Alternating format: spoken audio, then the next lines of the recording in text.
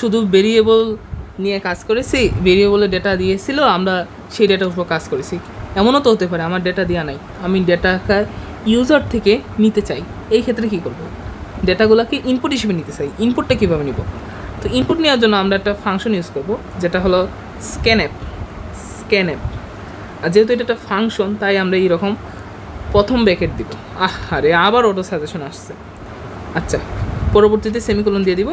এরপর double quotation দিয়ে আমি ফরম্যাট স্পেসিফায়ার মানে %d দিব। কেন? কারণ আমি ইন্টিজার ভেরিয়েবল ইনপুট নিতে চাইতেছি। আরে এই সাজেশনটা ডিস্টার্ব করে কেন? আচ্ছা, পরবর্তীতে একটা অপারেটর আসছে যেটাকে বলা হয় অ্যাড্রেস অফ, তারপর আমি ভেরিয়েবলের নাম দিলাম। কী লিখছি বুঝাবো, আস্তে আস্তে বুঝাবো। তো এখন যদি আমি কোডটাকে রান করি, কনসোলে যাই, এখানে আমার একটা প্রম্পট আসছে। আমি যদি 45 দিয়ে এন্টার দিই, এটা নিয়ে নিছি, কিছুই তো দেখাইল না। কী হলো? আচ্ছা, এক্সপ্লেন করতেছি। তো প্রথমে আমি একটা ভেরিয়েবল এইচ বানাইছি, যেটা ডেটা টাইপ হলো ইন্টিজার। পরবর্তীতে আমি স্ক্যানএপ নামে একটা ফাংশনকে কল লাগাইছি। ফাংশন কি সেটা আমরা পরবর্তীতে দেখবো, আপাতত চিন্তা করা লাগবে না। তো স্ক্যানএপ ফাংশন মূলত ইনপুটের কাজ করে থাকে। তো প্রথম উপাদান এর একটা হয় ফরম্যাট স্পেসিফায়ার, মানে আমি কোন ধরনের ডেটা ইনপুট নিতে চাইতেছি সেইটা আমি বলবো। আমি বলছি যে %d, মানে আমি একটা ইন্টিজার ডেটা ইনপুট নিতে চাই।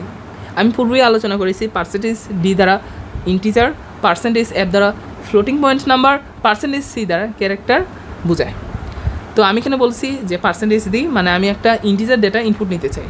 পরবর্তীতে আমি এখানে ভেরিয়েবলের নামটা লিখে দিয়েছি। এই ক্ষেত্রে আমার ভেরিয়েবলের নাম হলো এইচ। এখন এইচের আগে আমি একটা অপারেটর ইউজ করছি, n% বলে, কি n% না কি জানি বলে, এন্ড ইংলিশের n% আলাদা এসব, যাই হোক।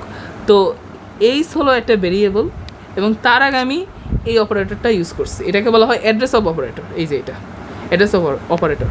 তো এই অপারেটরটা কী করে সেটা আমরা পয়েন্টারে আলোচনা করব। আপাতত মনে রাখেন এই অপারেটরটা কাজ হলো এইচের যে অ্যাড্রেস আছে এই অ্যাড্রেসটা দেয়া। এই স্ক্যানএপ ফাংশন একটা ভেরিয়েবলের অ্যাড্রেস চায়, আর এই n%টা মূলত এই অ্যাড্রেসটা স্ক্যানএপ ফাংশনকে দিয়ে থাকে। তো অ্যাড্রেসটা দিল, দেওয়ার পর আমার ইনপুট চাইবে, চাওয়ার পর আমি যদি ইনপুট দিই, এই ইনপুটটা এইচের মধ্যে স্টোর হবে। তো এই ঘটনাটাই মূলত করছে। আমরা পরবর্তী ভিডিওতে এটা নিয়ে আরও আলোচনা করব।